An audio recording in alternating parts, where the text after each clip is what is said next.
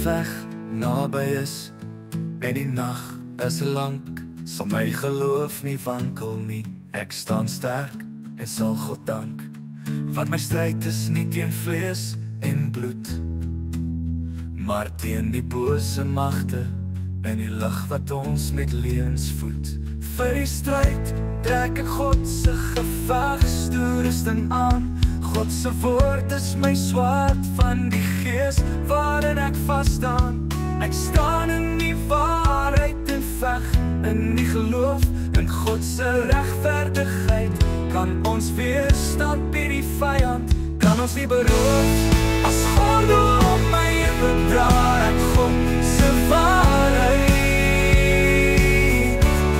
Om die evangelie van vreugde te verkondig, as my voete beleid, ek sal die borsharnas van vryspraak dra. En na God se helm van verlossing sal ek vra. Met God se skild van geloof sal ek die brandpyle afweer, en so die aanslag van die bose keer. Met die swaard van die gees staan ek sterk in God se woord, ek sal nie vrees.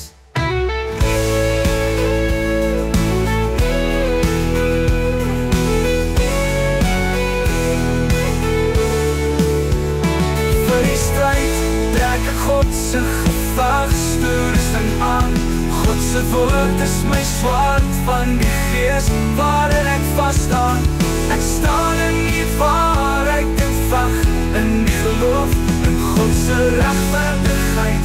Kan ons weerstand by die vyand, kan ons nie beroof as gordel om my bedra ek God se waarheid.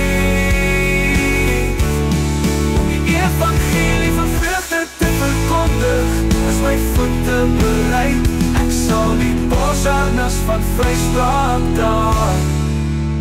En na God se helm van verlossing sal ek vra. Met God se skild van geloof sal ek die brandpyle afweer, en so die aanslag van die bose keer. Met die swaard van die gees staan ek sterk in God se woord, ek sal nie vrees.